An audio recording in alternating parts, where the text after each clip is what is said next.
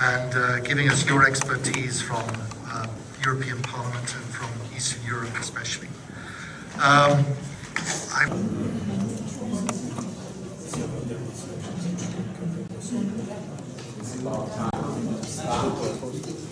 It's not on? I know it's on.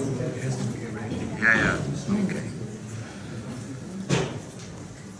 Welcome back to our wonderful conference about family values and the link to economic well-being and social outcomes. I hope you had a very good lunch break and are not too tired. Normally after lunch we get a little bit down with our attention level, but I can promise you we are going to have a very exciting new panel, probably the best of the whole conference. I think so. Myself is Dieter Schmidt. I'm working in Germany in the UPF, and I'm married and have 3 daughters, and I work as a doctor, and I look at the whole topic very much from a practical point of view. I'm very honored and grateful to be here because I learned so much about the importance and value of the family. And I can assure you, maybe the next conference we can add something, family values, and the link to their physical health, because it's so directly related. So I hope that can be included next time. Now it is my pleasure to introduce the first speaker, who is my dear friend and also colleague. We are working together in the UPF Germany, but more than that, he's the vice president of the Christian Democratic Party in Stuttgart, Germany. He is really an active man, not just a talker. Just 2 days ago, he was the main organizer of a big demonstration in the Stuttgart city, where they were demonstrating for the family values and marriage. And he himself is also married and has three children. So now it's my pleasure to introduce to you Karl-Christian Hausmann. It's your floor.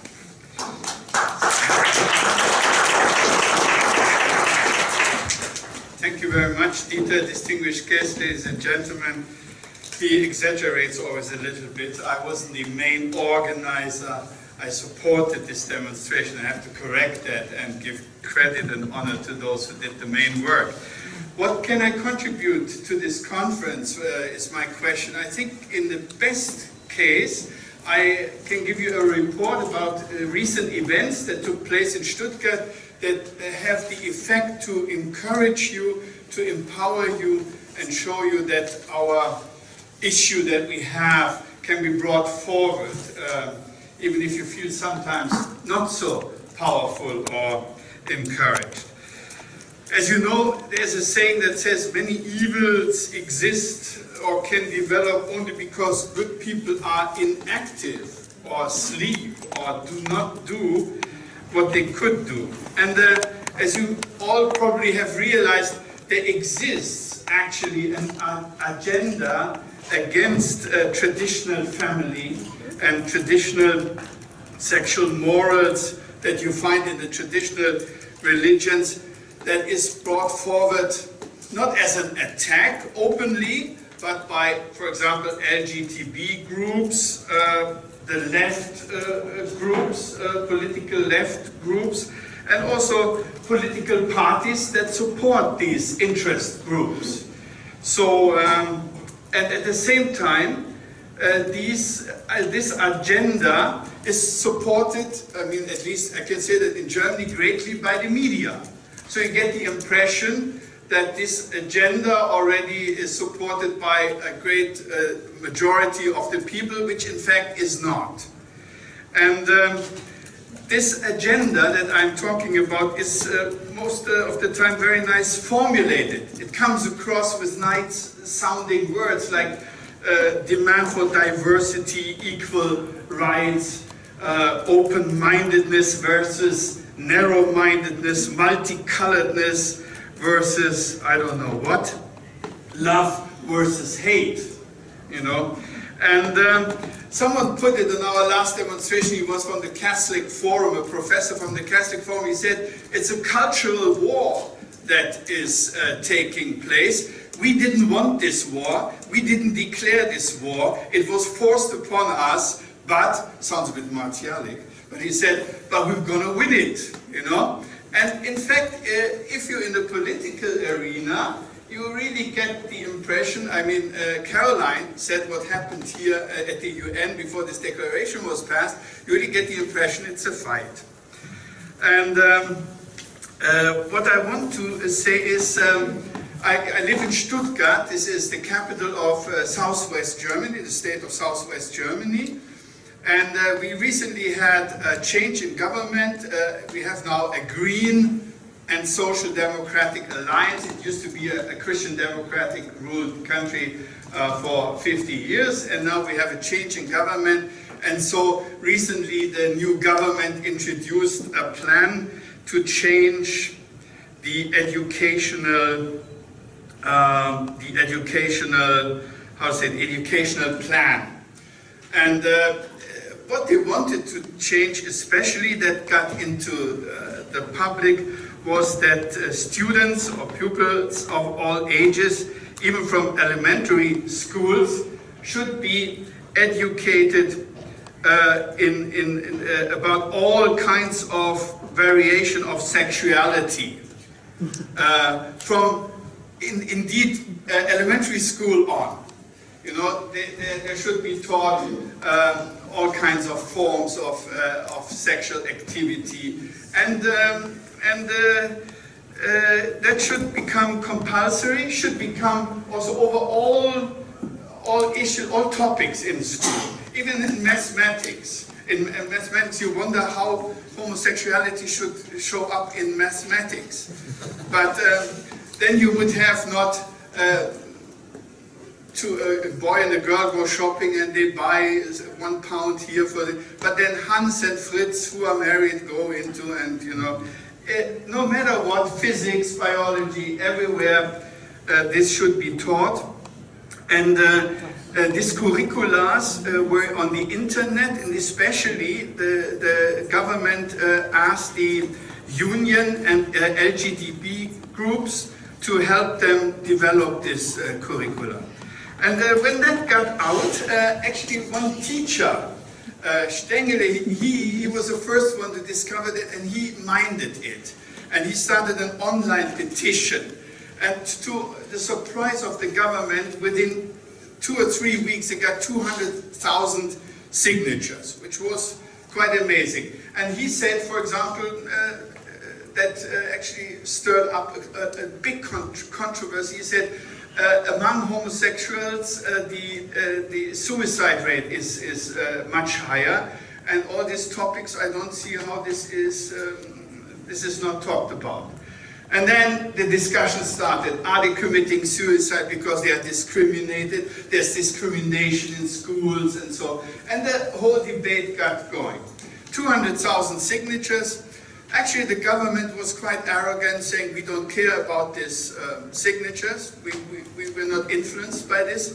Anti-groups started anti-petitions.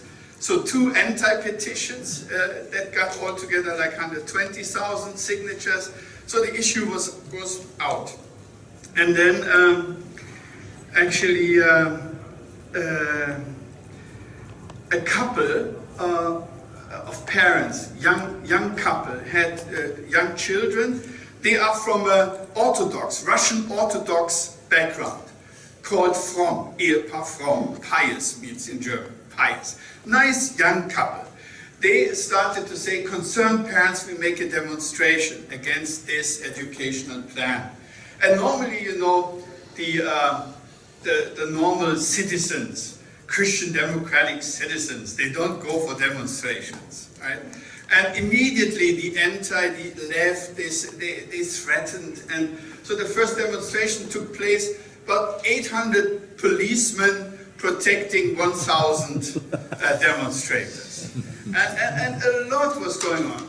But they kind of sang religious songs and so forth, and this demonstration also was widely reported in the media. Eventually, a second demonstration took place, a third demonstration took place, and then finally politics also had to make a statement. So Christian Democratic Union that I'm part of, I also urged our party to make a statement. And then the statement was that basically the problem with this new plan is that the family as a guiding principle, as it is stated in the Constitution, is not respected. Also that the state does not respect enough parents' rights. And we also said sexual diversity is overemphasized. Tolerance, of course, naturally, tolerance and discrimination is not acceptable.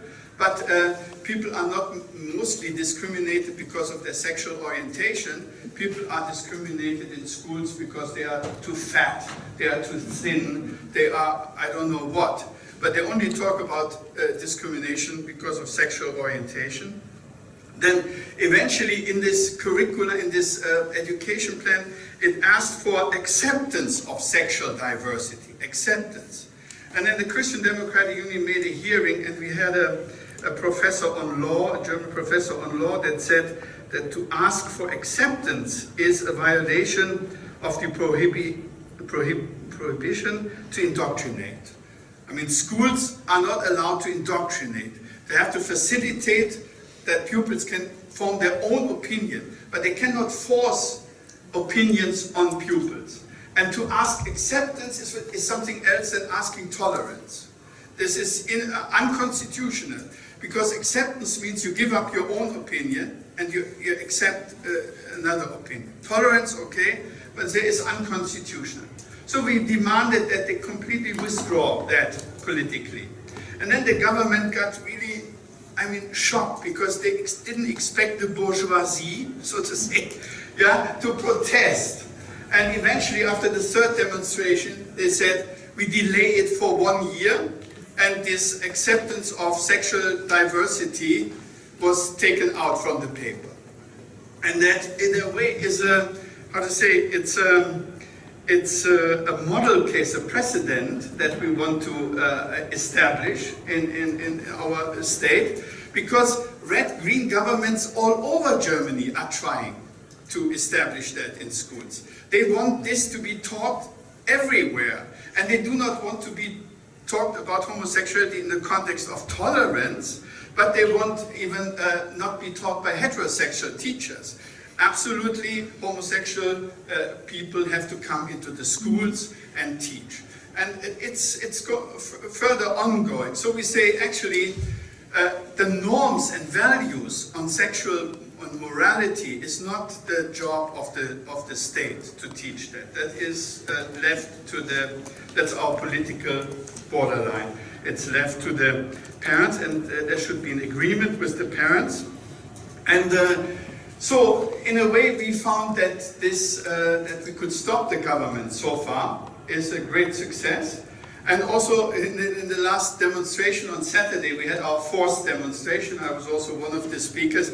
And one good argument that I heard there is, you know, there's a lot of talk about sexual harassment these days in your working place. And one of the speakers said, actually, what they're trying to explain to 8 or 9 or 10-year-old students actually is a example, yeah, of sexual harassment.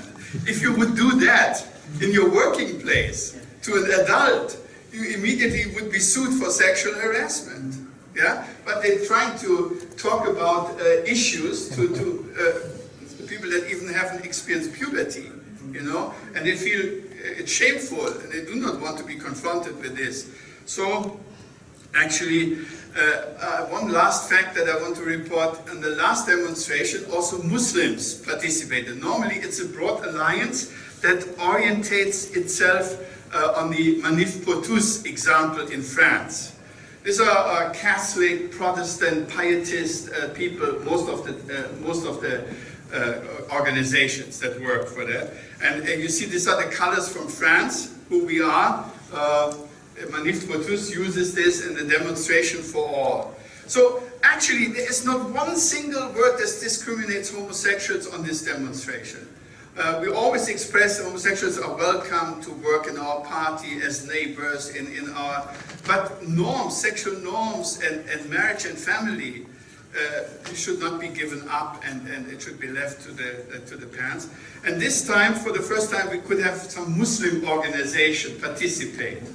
And this was very good, and it makes the government even more cautious, because they're discriminating also the Muslim organizations that so far have, normally the Muslims in Germany are not into politics, but now they're beginning to wake up. So we feel it's very encouraging. We are ready to take up the fight. I mean, I was blamed for participating there a lot in the media, but I mean, unfounded. I'm a nice guy, I'm a loving person, I do not hate anybody, yeah? But nevertheless, I was portrayed as a monster.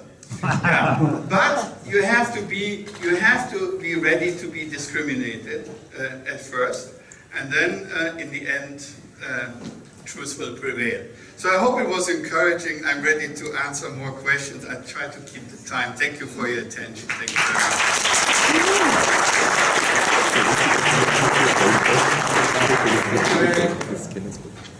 Thank you very much, Christian.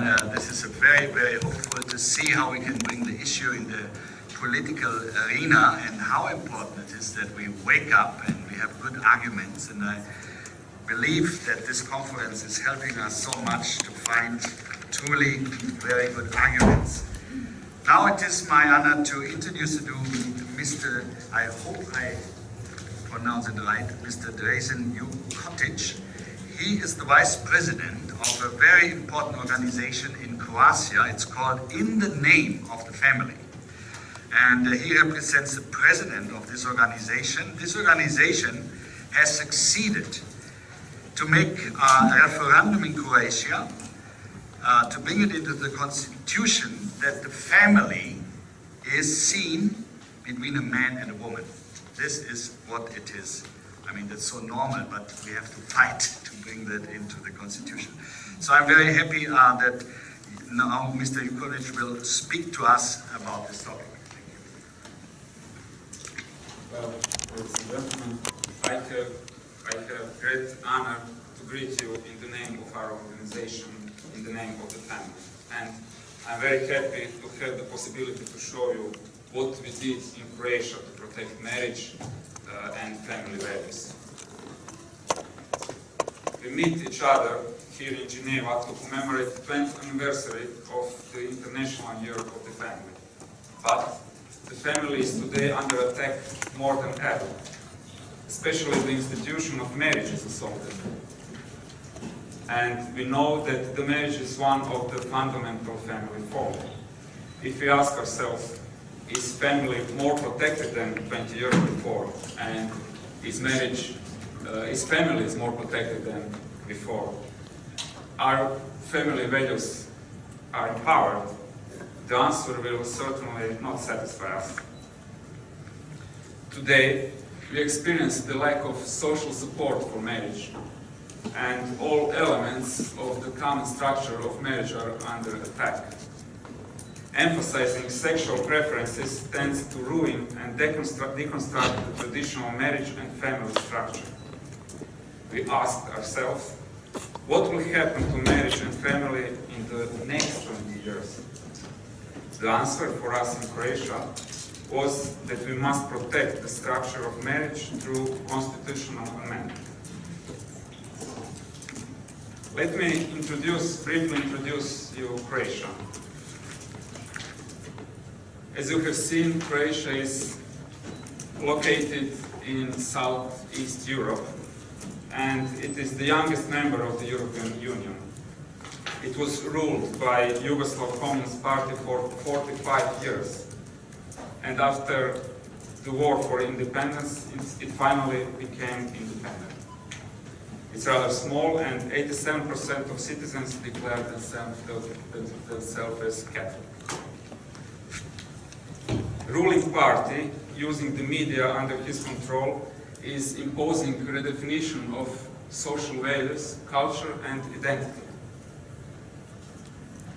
It started with obligatory sex education 2 years ago, and it continued with abolishing fundamental principles of democracy by imposing an ideology of a small and aggressive group on the majority of people.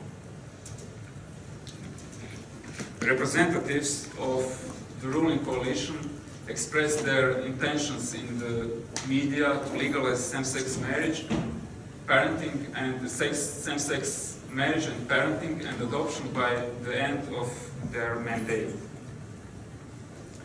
In May 2012, Prime Minister Milanovic announced changes in legislation toward marriage equality, similar with the laws on marriage in Spain and Portugal.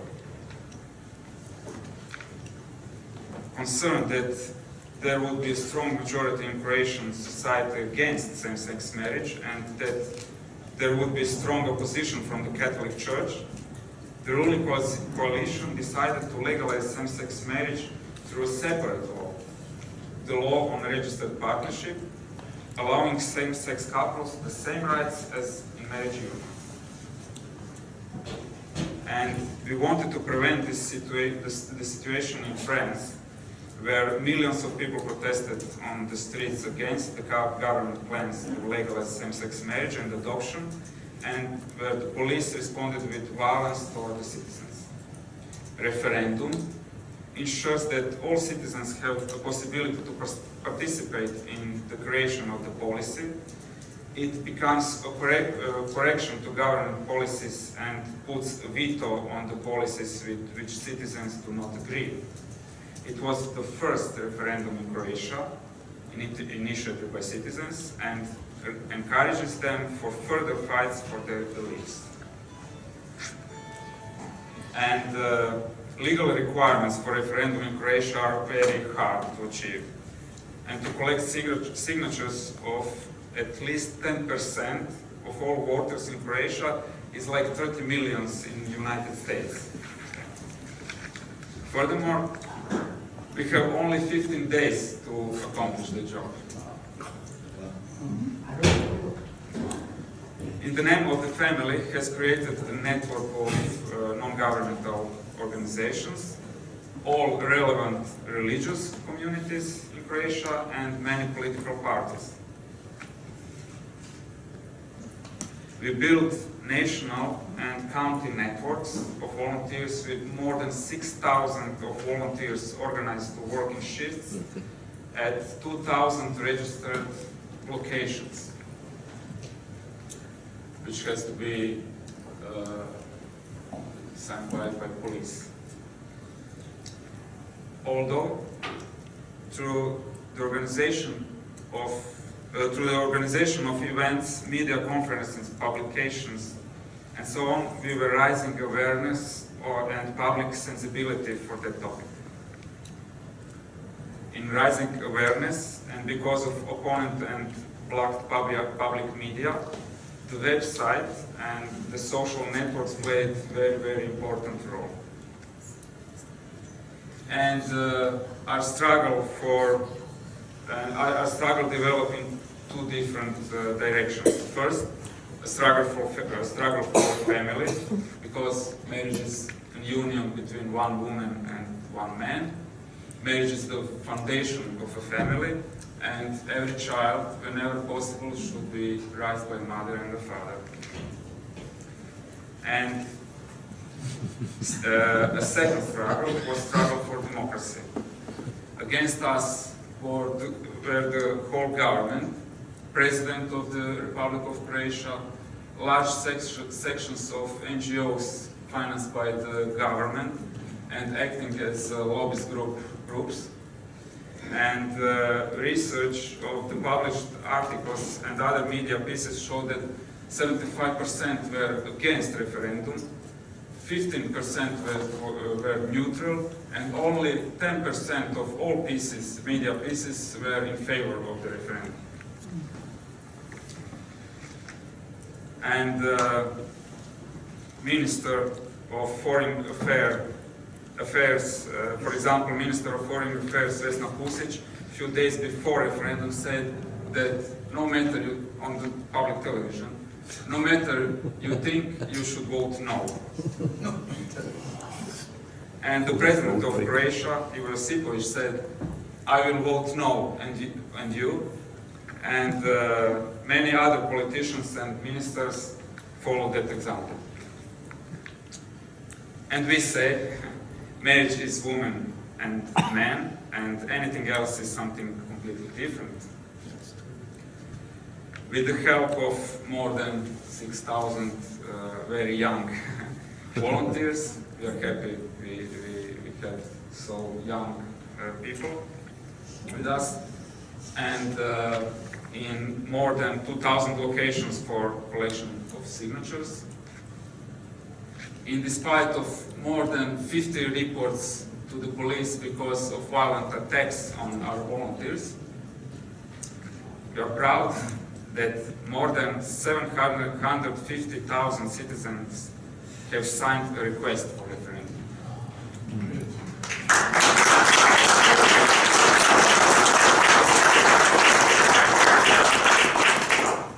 And this was the day where we submitted boxes with 750,000 signatures to the President of the Parliament, Josip Leko.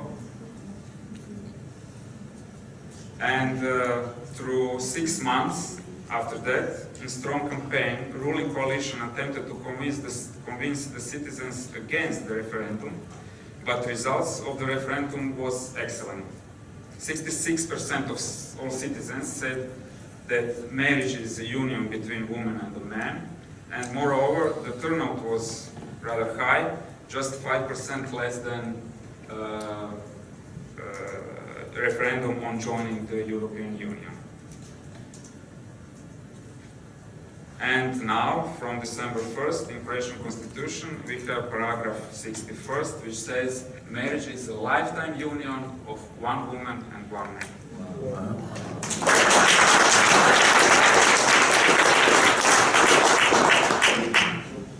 And although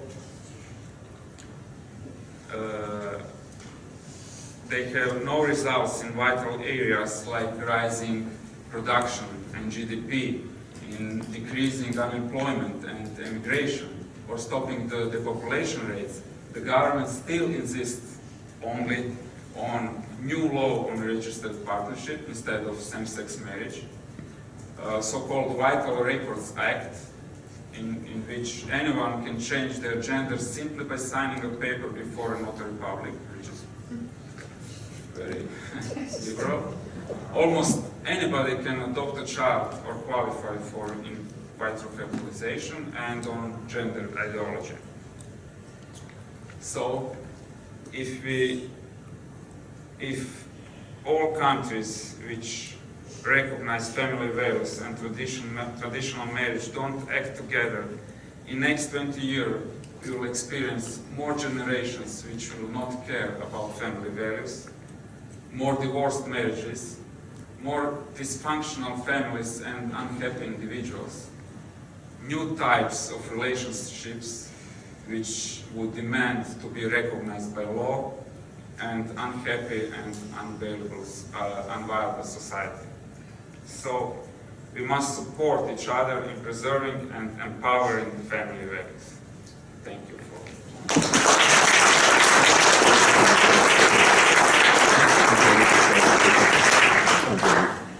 Thank you very much, Mr. Vukotic. This has really been an incredible success story, very moving. We can all learn from the story, especially because you explained the historical background. We can see what a fight it was and is. And I think it inspires us to go a similar way. Now, next our speaker will be Mrs. Josie Hauer. Josie is American, Hauer is a German name, so she has a German husband and 3 sons. She is currently the Marriage and Family Program Specialist for the US Department of Health. Sorry, this was your time. For the US Department of Health and Human Services Administration for Children and Families in England.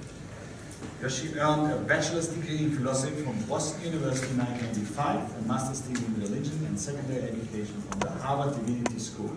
So we're very happy to welcome you here in Geneva. Oh, thank you. I'm very happy to be here.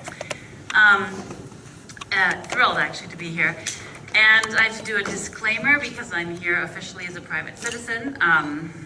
To get permission from my government to come here, I have to jump through hoops and tell you lots of public information, but my personal comments about it will be my personal comments, not representative of my agency. So I'm here, I was hired by the Administration for Children and Families, which is in America the human services part of the U.S. Department of Health and Human Services. So the Department of Health part is the huge budget, right? Medicare, Medicaid, Obamacare, or the Affordable Care Act, all these health issues. So the human service side, for those who don't know how, on the federal level, are social service programs, programs that help vulnerable families and children, and programs such as temporary assistance for needy families, which is welfare, child welfare, the Office of Community Services, the Office of Child Support Enforcement, the Office of Refugee Resettlement, Head Start programs. And so there are many different program offices under ACF. And let me just give you a little history because I really want to talk about our Healthy Marriage and Responsible Fatherhood initiative, which started, its roots are back actually under President Clinton in 2002. So in 2002, there was something called the Welfare Reform Act in America. And that was under President Clinton. And this was in America, single parenting is directly related to poverty, right? So in our social structure, we're always trying to help women and children in poverty. So, but what was one thread contributing to that is lifetime benefits assistance, right? So you could get cash assistance if you were poor, and beyond cash assistance for a lifetime, and therefore you created generations of people relying on government assistance. So actually under President Clinton, they did the Welfare Reform Act, and they said, okay, maximum is 5 years. And there was a lot of things that were rolled into that piece of legislation because it was a sort of Republican-dominated Congress. But one piece of that was, and you can use part of your states can use part of their money to do marriage promotion and marriage strengthening activities and fatherhood strengthening activities. Now, at that time, most states ignored that part and they said, okay, we would rather put our money toward, child care and stuff like that. But they did start responsible fatherhood work. So responsible fatherhood work was you could say, we have the Office of Child Support Enforcement, and the Child Support Enforcement Agency is interested in particularly getting dads to pay for their kids, especially if the moms are using public assistance. So it was really, up until 2002, they were using, maybe this doesn't translate well, carrots and sticks. So to get child support, they were using mostly sticks, right? We're going to garnish your wages, and eventually we're going to throw you in jail if you don't pay your child support. So the responsible fatherhood movement in America started out as the carrot, you could say, or if you go to a fatherhood program, maybe you get some adjustment on what you owe. Plus, we can teach you why it's beneficial for you to be involved as a father in the life of your children. And these programs spread very quickly. President Clinton supported them a lot, and that was, it helped. It showed that it helped men become involved with their children, whether they were living with a mom or not. And there was some evidence suggesting that they also, were more apt to pay child support.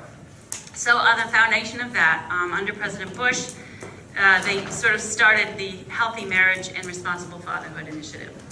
And this was a very controversial initiative when it first came out because of the word marriage.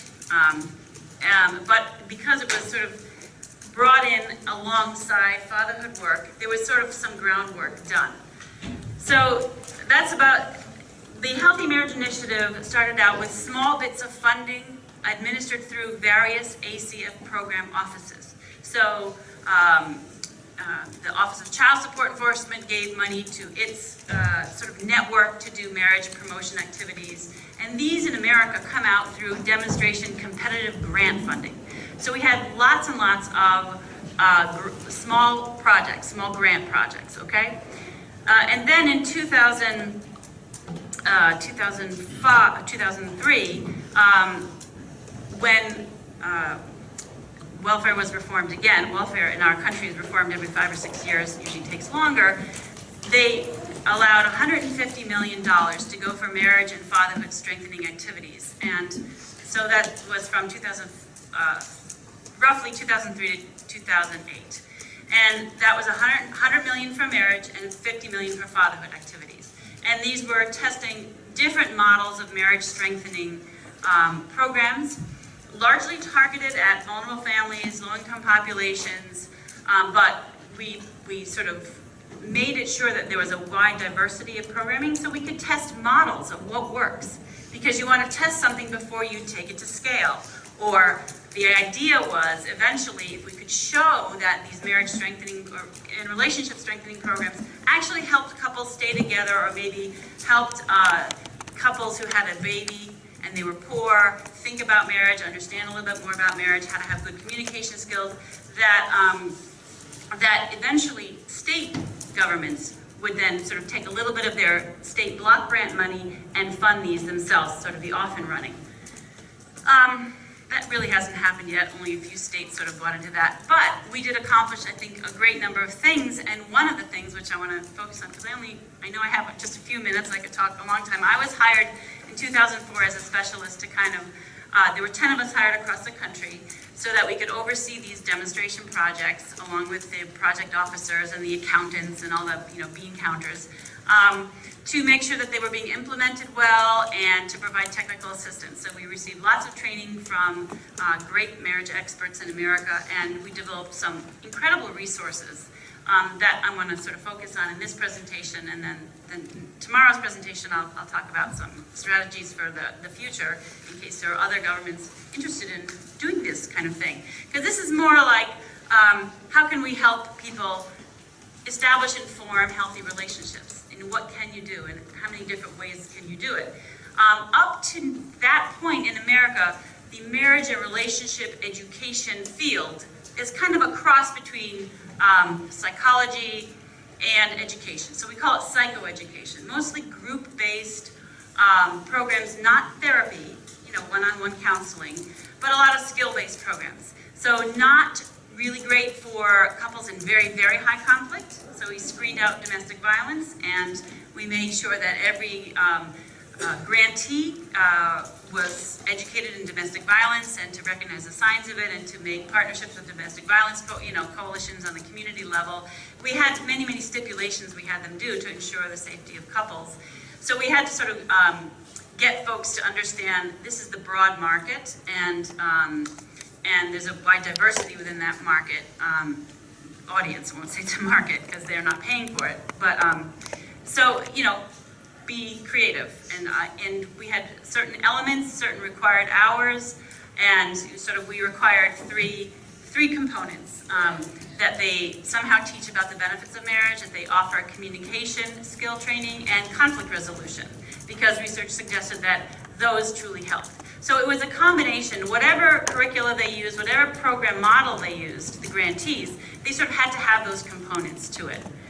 And we made sure that, and we helped people who never thought in their agency that they could talk about the M word, the marriage word, become comfortable with it. And this was some of the most gratifying work that I've done, is to go into an agency that was serving men coming out of prison, helping them get their life back together. And the social worker, 30-year social worker woman said, "Oh no, we can never sell this. This will never go out. My staff will just, reject it." She really thought that nobody would want to come to the program. But actually, her staff reviewed the curricula, which was developed by actually the Alabama Department of Social Services, and it was culturally sensitive. It used a lot of African proverbs, actually, and it's publicly available, and it's free. And it's great curricula, and her staff loved it. And guess what? Lots of couples came to the program. And they did it again, and they did it again, and then word of mouth traveled. So I saw this kind of phenomena happen over and over again. Another example, we gave, through our child welfare agency, the child welfare agencies in Vermont to provide retreats for parents who've adopted from the foster care system. And as I attended these retreats and gave sort of some advice on how to do it better, blah, blah, blah, I was thinking, we give Purple Hearts to veterans, to people who are on the front line of defending our country. But here are people taking in children who are practically unwanted, right? They're taking in children who are already in the foster care system. They're adopting them. And they're good couples, and they usually come in to that effort with a strong marriage. But that strains their marriage. So we were providing these retreats and these marriage support services, and I saw, how relevant and how powerful the work was. Another example where I think the work was very powerful was in our Office of Refugee Resettlement. And I worked with many grantees. The Office of Refugee Resettlement, America takes in more refugees, 70 to 80,000 per year now. Well, this year will be much more, but more than all the other countries combined. And we have a whole system and network of how to take care of refugees, and they get lots of services, employment services, health services for the first 3 months. And so in specific agencies, they said, okay, we're going to take on couples. We're going to give marriage education skills. And of course, refugees are coming from, oftentimes with trauma, oftentimes various cultures and diverse languages, sometimes coming with 2 or 3 wives, and they have to choose one wife when they're in America because this is our law. Coming from cultures where men and women don't look at each other in the eye. So our educators on the ground had to do a lot of adjusting. So from those efforts, we allowed them to, we allow them to adjust curricula and develop all kinds of new forms of curricula in different languages. I was just sharing an example yesterday. There were Somali Bantu families, and this is very low literacy, people with very low literacy rates. And so, most of our material in America, you have to learn to read, even if it's just a little worksheet that you do. You read things, right? Well, if you have some people who can't read, what do? And you have this government grant and, the bean counter saying, hey, how many people are coming through your program?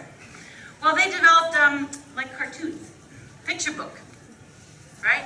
And they chose a very technical communication skills program, and they made wonderful picture books, with characters that looked like the people they were serving, and it was very creative. And so there are many, many stories like that about how program models were modified and to fit and to reach the particular population. So, I want to go quickly. I was going to talk about research, but we also developed many great online sort of data banks and resources for different people. So this is just my agency's website. I just wanted to show you that we have it, front and center. Healthy marriage is important. Okay. So the first thing we developed was called the National Healthy Marriage Resource Center, which still exists. That was under the first 5-year, $150 million, and you can research all kinds of things. If you're an educator, you can, there's fact sheets that may be helpful to you, like really nicely done fact sheets, total research based. We have some great researchers in America and university-based folks, so you can search things. If you want to do marriage and health, you can just put in marriage and health, and you're going to find lots of articles and nicely done presentations. We also have webinars, so let's say you want to train your people, you can listen to the webinars. So they're all loaded there, and also if you're into research and policy, there's marriage facts, policy resources for policymakers, and the media. So the first round actually emphasized a lot of community coalition building and media campaign type of programs besides skill building work. So we did test that model a lot. Again, I have to rip through this, but there's a treasure trove of information at the National Healthy Marriage Resource Center. Okay, also under our agency, the Office of Planning, Research and Evaluation, OPRE, for the research wonky people. This is where the big evaluation studies that we funded, you can find all the technical details of the gold standard randomized controlled studies and the smaller studies that have been done. Just do a search under the Office of Planning, Research and Evaluation. Okay, so the second round of funding that came under President Obama changed things a little bit. Required some more family stability and economic and financial strengthening activities along with the marriage or fatherhood, and put money more into fatherhood and no, actually equally divided it. 75 million for fatherhood and 75 million for marriage. And actually this initial grants were just extended in another year because they're doing really well. And so the idea here in this sort of website is to help the next stage of the initiative, okay, you could say, is not just really inspiring, but independent demonstration projects. The next step, and it'll take longer, is to get these type of services into the existing safety net or social service networks themselves. So this resource, and maybe it'll be particularly relevant to the American system, but you might find interesting ideas, because I don't know, each country has their own way of providing social services, or what we call safety net services. You can go down here, and there's some really interesting videos, but it's really about how you can integrate marriage into your existing structures. So that's the Healthy Marriage and Families.org. And one last one, if you have a young person, this is called twoofus.org. It's kind of a really hip site that we created just for couples, for regular people. If you're dating, exclusive, engaged, married, and parents, lots of interesting videos and information to help, you know, individuals find resources and tools to help themselves. And these are all funded by public monies. So I'll talk more later. Thank you.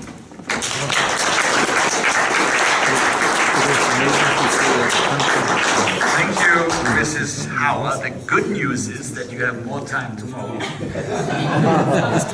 And the inspiring news for us in Europe is 150 million for healthy marriages. What a good way to address our government in Germany and other countries. I only wondered why there was no money for motherhood, only fatherhood. The argument there is most of our social systems were set up to serve women and children. Most of Head Start, child welfare, child support, most of them predominantly serve women. I see. We were unbalanced, so we had to include the men, and now include the couples, and include the family. Yeah. Anyway, that's really very, very enlightening that the United States is really going in this direction. Yeah, now we come to our fourth speaker in this session. It is Mr. Walter Baar. He's the director of the Institute for Trends Research in Austria, and especially centering on European development in the global context. I had the pleasure, while waiting for over an hour to come into this wonderful United Nations area and building, to spend the time with you, and I didn't miss 1 minute. I could have waited longer because it was so exciting to speak with you in this time and to learn quickly many things. So I'm very inspired and happy to introduce to you Mr. Walter Baar.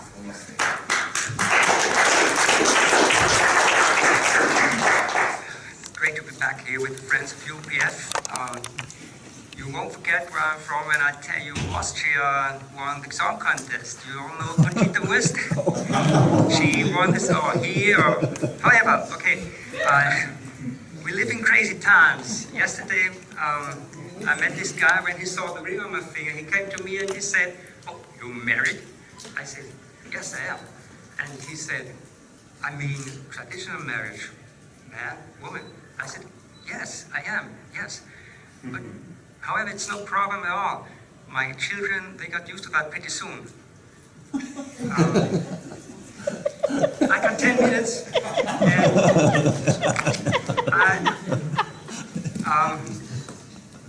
I have 10 points for you. So if you fall asleep, you always know where you are. Yeah, you have to use. Can you hear me? Yes. Okay. Wake up again. Okay. A brief overview of a global trends which massively influence the development of families. How can family policy control the development of marriage and family, or better, can it control it at all? And if you go deeper into the matter, why are families so important at all? One thing first, there is enough data already. We've seen brilliant data in the morning. Thank you very much again. So we can answer your questions pretty well. Okay, let's go to some trends which have the power to turn the world upside down, and that's what I call them megatrends. Number one, this is the rising populations worldwide. This is a global trend, you know, and at the same time, we have forecast. At the same time, we have falling birth rates worldwide. Trend number two. So how does that fit together? That's easy to explain. We never had as many potential mothers as now. So if those women get less babies per capita than sooner mothers, there will still be more babies. Birth rates actually fall worldwide. That means that applies to rich countries, it applies to poor countries, it applies to less and least developed countries. That's very interesting. In general, it's also independent of religious affiliation. We have, for example, birth rates far below the replacement level in Tunisia or Iran. However, there are interesting exceptions, and religion also correlates with high birth rates. So you see, population science is very interesting. The first two trends lead to a demographic change, which is most likely. In some countries, it has already led to a reduction of population. There we can also see an increasing lack of skilled workers. Therefore, governments try to push back mothers into the job as quickly as possible. However, this has never increased birth rates anywhere. The demographic change mostly comes with a delay because of trend number three, the aging of societies. We get older because medical care is getting better and better. Food supply also plays a role. Meanwhile, every third person in the world is overweight. In the West, it is 1 in 2, and 20% are obese. As trend number 4, we have the globalization of the world economy. As a result of this, combined with industrialization, the distances between the places of work and the dwellings increase. In search of work, people move, and mostly they move in cities. And this leads to megatrend number 5.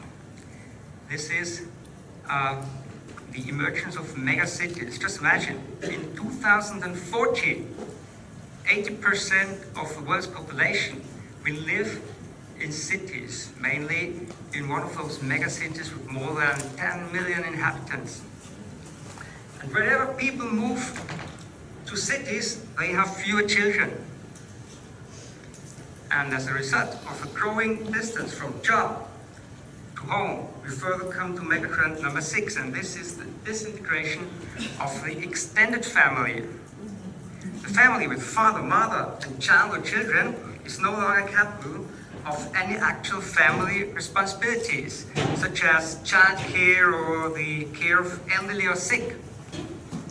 Tasks that have been mastered within the family must now be delegated to external institutions such as kindergartens or nursing homes. There's another trend that affects mainly women, and this is growing economic independence of women. You know, it's the women who give birth to children. We can also say that the future is female, because of this one single reason. May sound ridiculous, but it isn't. You know, actually, this is about the reconciliation of work and family. This has always been one of the biggest challenges for modern family policy. And the point is, the better a woman is educated, the later she marries, the later she gets children, and the fewer children she has. This is a global trend. Trend number 8, growing individualism. The growing economic independence of both men and women leads to an increase in privacy among family members. This is one of the bases of a new individualism. We see a shift in partnership from marriage as an economic partnership to companionship and emotional satisfaction. No doubt. These are all positive things, but we have to consider what that means to a society. In more and more societies worldwide, this development led to an awful competition. Individualism on one hand versus community spirit on the other hand. A game that doesn't know any winner. We have fewer marriages, we heard about that. We have more divorces worldwide. The social acceptance of divorces rises. This again is a global trend, also in Islamic countries. 87% of world population, you see here in the graph, live in countries with marriage rates that have fallen since the 1980s. At the same time, divorce rates rise.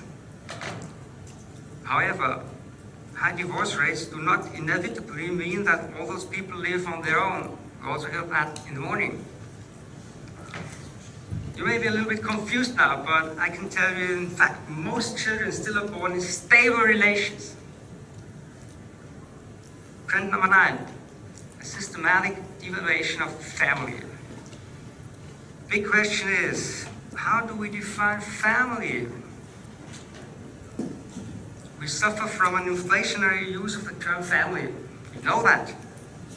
To say it clear, family is not just simply where two people live together or where somebody lives with children.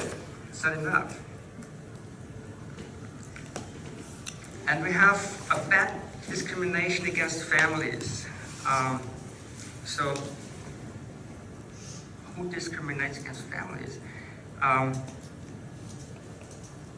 The reason is very interesting. We support single mothers and fathers so strong that it doesn't make any sense anymore to marry from the economical point of view. In many cases, it doesn't even make sense to work as a single mother. No wonder that the number doesn't go back, but rises.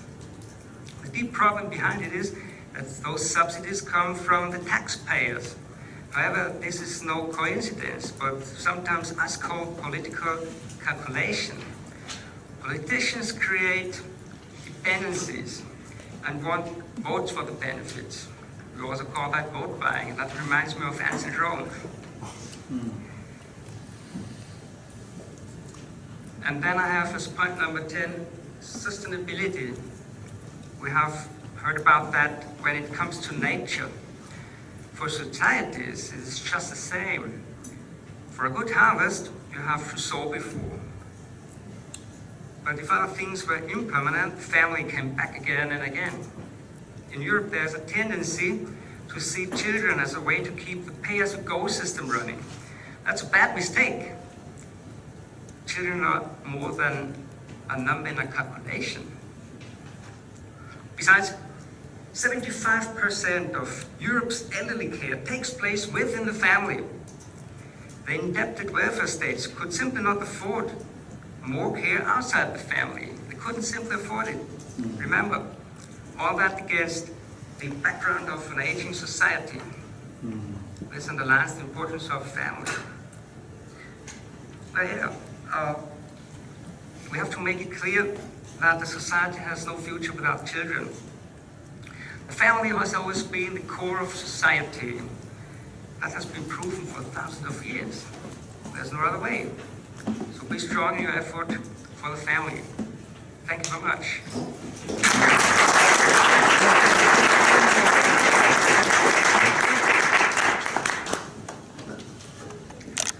I think I did not promise too much in the beginning when I said this is going to be an exciting session. And Mr. Baar, I believe you gave us an amazing overview about the mega trends, which are quite easy to remember. Thank you very much. And it makes really sense where our world is heading, especially also why family is definitely needs to be protected. So we still have a few minutes time for question and answers. So I open the floor. To my knowledge, we have till 4:15. Yes.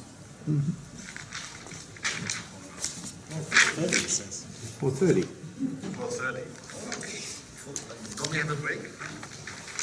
Oh yeah, we have really time this time. So please, Mr. Benson. Dieter, thank you very much indeed. I'm just wondering whether Josie Harris comes all the way over from the States. The Americans have the most advanced research programs into the family in the world.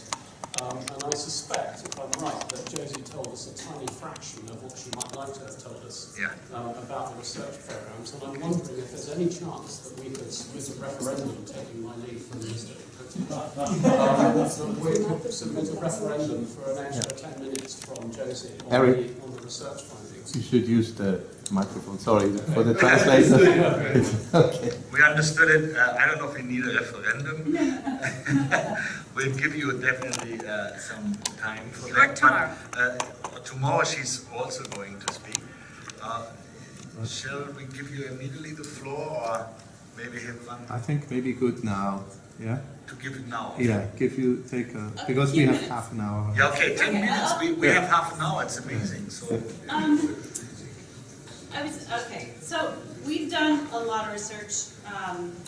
Also, there's been private research done. The Urban Institute, how does government do research? Well, we contract with the Urban Institute, RTI, MDRC. Like I said, our office of, where was it? Office of Planning, Research and Evaluation. You can find it there, or if you search marriage journals, if you have databases, you can find lots and lots of studies on topics like marriage and health, and does marriage education work, and does it work for poor couples, and does it work for black families. And so we have served so many diverse groups. Maybe that's also one of the strengths of America, is we are testing different models. And what works better, how many hours of dosage work, and what are really good recruitment strategies. So it's all there if you want it, you can jump into it. Now our gold level, which we were really, in the first round, sort of hoping, we funded 2 big evaluation studies, well actually 3. The Strengthening Healthy Families study, Supporting Healthy Marriages, SHM, BSF, and something called the Community Healthy Marriage Initiative Evaluation. And these are gold level standard, randomized controlled studies, which took years to implement and years to analyze the data. These type of studies, again, look for effects across programs, so even if there's different models or different, in the first round there were different models and different dosages, and they tested different models. But they were looking at anywhere from personal impacts on the couple, did it produce any, marriages, was there greater awareness in the community, and many, many psychological variables. So you can find the details of these studies online. The big controlled studies didn't actually produce this, the effects we would have liked to have seen, writ large. So they did suggest, however, a few very important things. One is there were some small sustained effects on many psychological variables, like marital happiness, program satisfaction, and these were measured at the time of the program's completion, 12 months later and 30 months later. So that's a very expensive evaluation. And to do that with thousands of participants all across the nation. So the data was crunched in these broad ways, and it found some small program effects. And the discussion of findings, again, we have to always understand implementation makes a huge difference. So when we broke the data down into which programs actually had the bigger program effects, you could see that there were more robust effects in certain programs or certain grantees.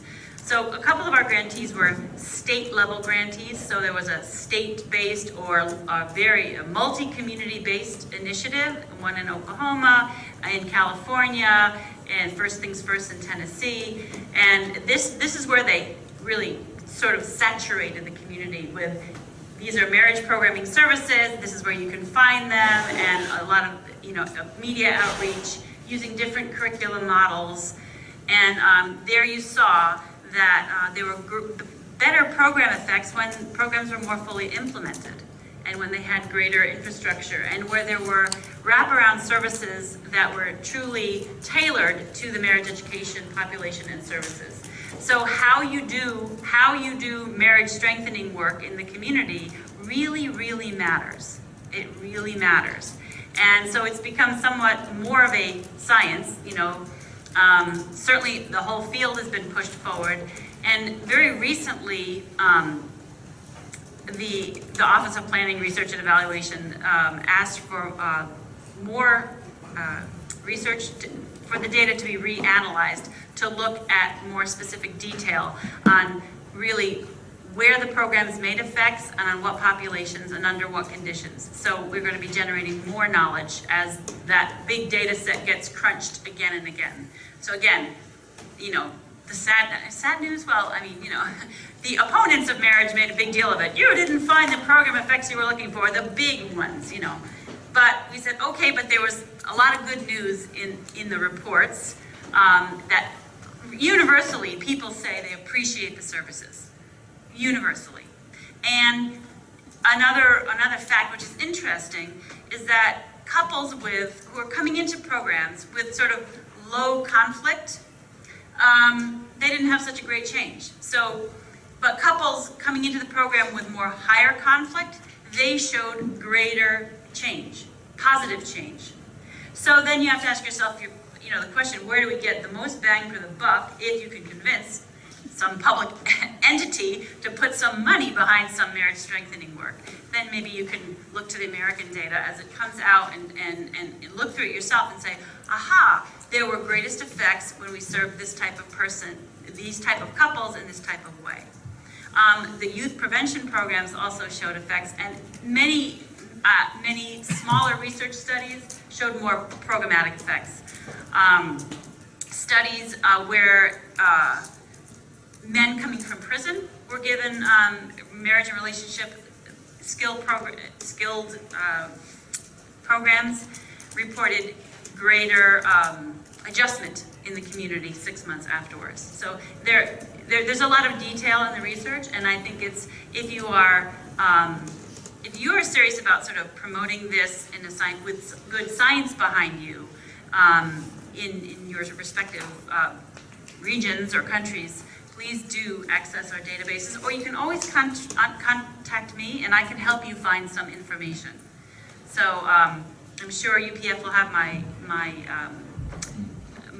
contact information. You can contact me and I can help you wade through the research or the curricula. We may have already developed curricula in a language that's in a population you're serving. We have curricula in Spanish, curricula in Bhutanese, in Vietnamese, in Chinese. Yeah, many documents are translated and these are available. And so do not hesitate to contact me, and I will, if I don't know the answer, I can probably find the expert in America or somebody who knows somebody to get you assistance. And also, just one more thing. Okay, so in the again, if you're talking to policymakers in a certain social service network, this particular set of website I think is very helpful, because the Resource Center offers training and service and support to those who really want to put it into their social safety networks, because that's more like on the implementation side onto existing services. So you know, in our first round of funding, we did a lot of individual programs. You could have been a faith-based program, a community-based program, but this website is really focused on for integration into existing social service networks, which I think is extremely important if you want to change the conversation and put marriage back on the table. Yes. Thank you so much for giving me a few minutes. Yeah, but first, you in the back. You were before. Yeah. I feel America is so schizophrenic. You hear Obama speaking about responsible fatherhood and the problems of single-parent families, and then with the Attorney General, they're pushing gay marriage and all that. I just feel totally schizophrenic when I hear to both sides of the story. Can you explain? Good question. It's a good question. I'm not sure I can fully explain. The Defense of Marriage Act was signed under Bill Clinton, and that defined marriage as a union between one man and one woman. That was recently overturned by our Supreme Court because of a strong lobby through the states and through various groups. How it will affect the work of our marriage and fatherhood work, probably not so much, because we're really we are focused, our agency is focused on helping poor and vulnerable families with children, which are largely not the gay men and women who are getting married. They're not poor, generally speaking. So I'm just saying, I don't know how it will affect my work in the future, except I do know that, you know, in the past, there are special curricula for like gay couples, and our grantees couldn't use that curricula. Probably in the next round of funding, they can serve openly and actively serve gay couples. That's how it will possibly affect our work. It's schizophrenic policy. Yeah, it could be. I mean, I can't really comment to that, except that not Bill Doherty, is it Bill Doherty? The Institute for American Values. They did a big shift from being very pro-traditional family to being more like, okay, we want to promote families, so let's open it up. There's arguments, we argued about it, I mean, not me personally, but there have been arguments about it in scholars, whether saying marriage is for everybody, marriage is good for everybody, for gay people, for straight people, that will actually help the marriage agenda. So you can look at those arguments. Sometimes, I'm not going to convince you one way or the other, because I really can't comment on it. That's more like a political policy issue. I can sort of speak in private about it, but I know that there are people who actually think, if we just push marriage for everybody, that it'll help with the marriage promotion activities overall. I'm just... Okay, maybe you We'll have some private meeting afterwards. So now, yeah, Steven. Turn it on. Microphone. Josie. Yeah, okay. You mentioned some of the best successes with the youth. Could you just explain a little bit like what that meant? Well, I have two questions. okay, the youth prevention, I mean, we define marriage education very broadly. Microphone.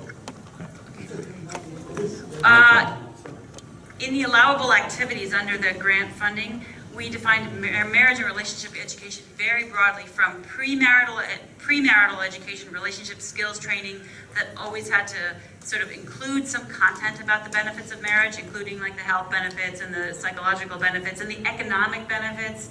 That those programs were extremely well received. Getting them into schools or youth centers or churches is always the challenge, to have sustainable programs.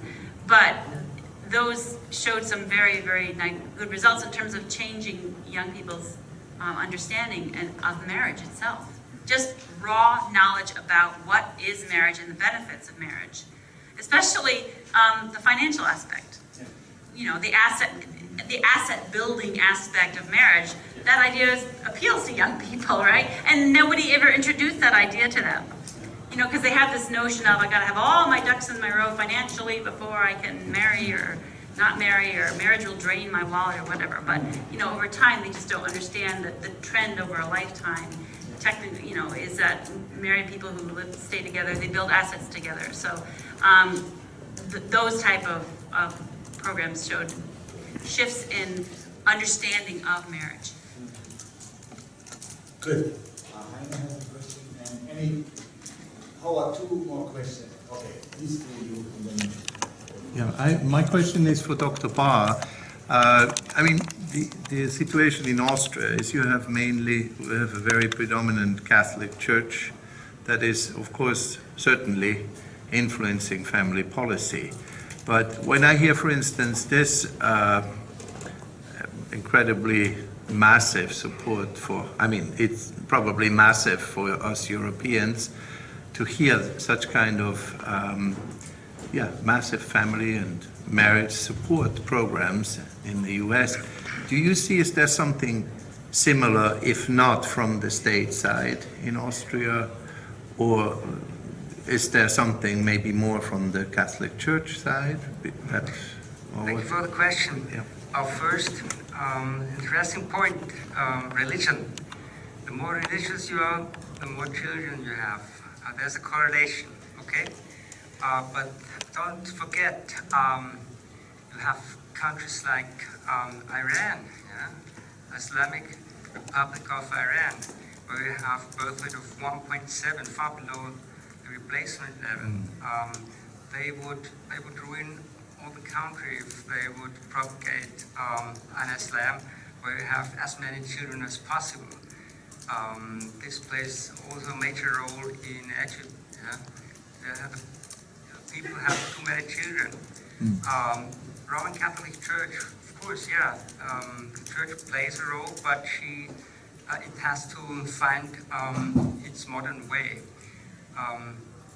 I mean, it's about what you can offer the next generation. Yeah, it's not good to have too many children. If you look at Africa, it's not good to have not enough children. So you have to find a balance. Okay, but in terms of finance, the Catholic Church will put money into that such programs? I think those times are over. The programs decreasing. Yeah. It's decreasing. It's history.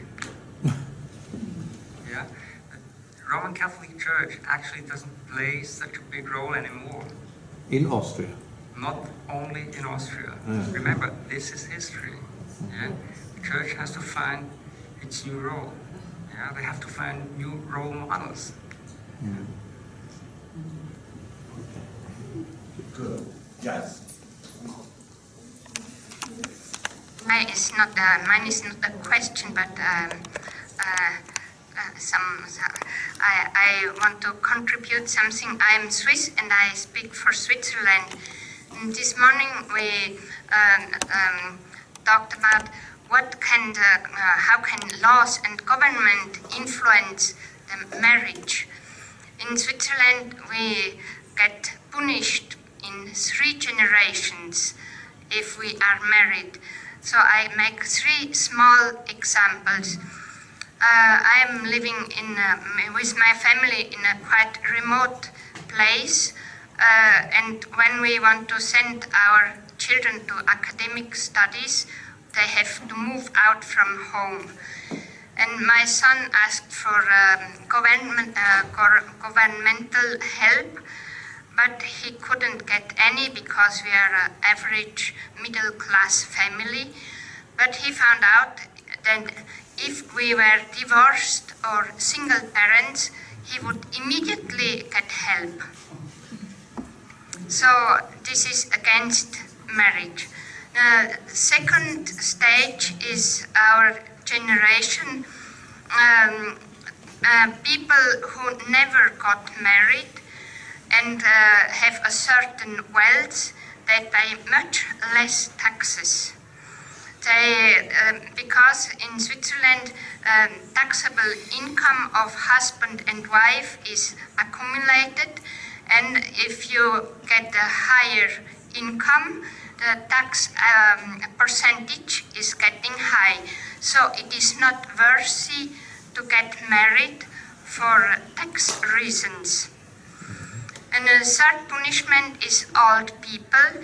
If you have a certain wealth and accumulate because you have a house and saved all life long, if one of the couple has to go into an old people's residence, then you have first to spend all the savings you made in your life till you have nothing, and then the social welfare starts.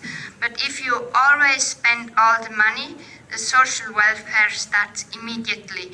So in one situation, I know a couple where the wife got a chronic disease, and they see in advance already that by next 20 years she should be recovered or something.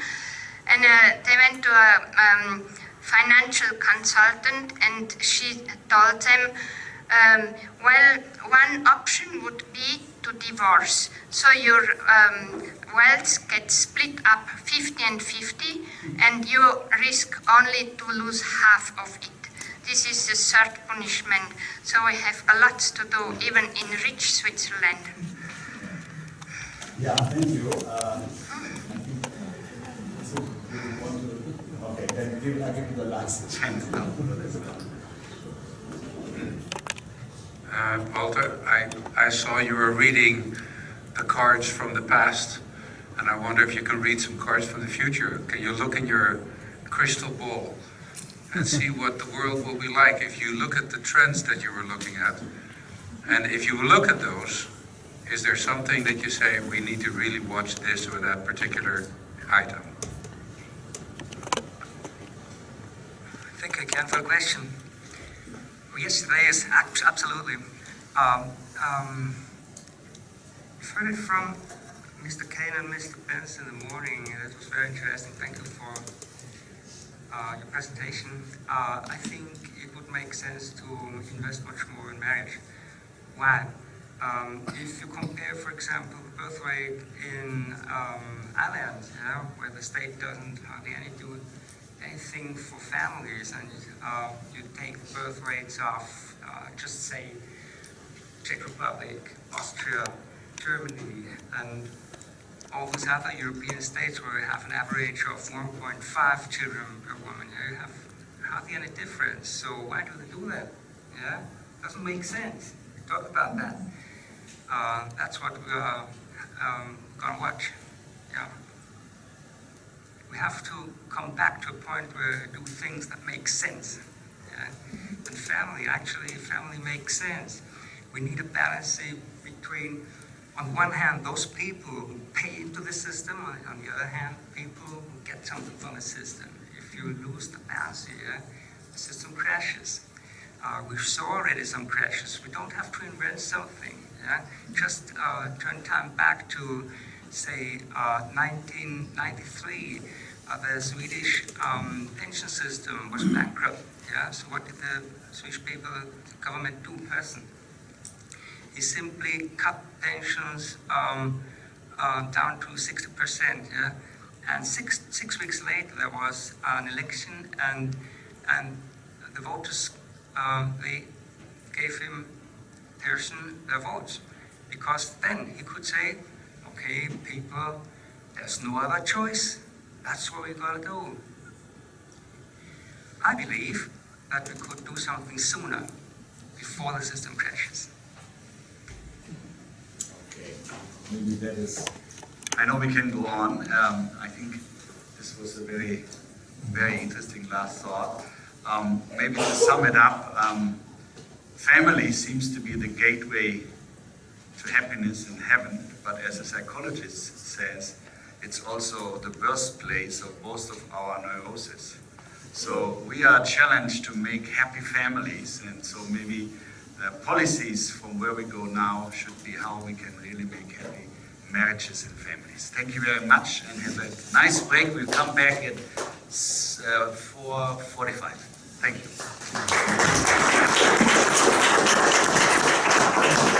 nice to have a talk and chat. So Tim Mark-Brand, Secretary General of UPF Europe, who is not here, and especially also He's here. Dr. Hauer, thank you for giving us. Oh yeah, there he is. He's hiding. You have something to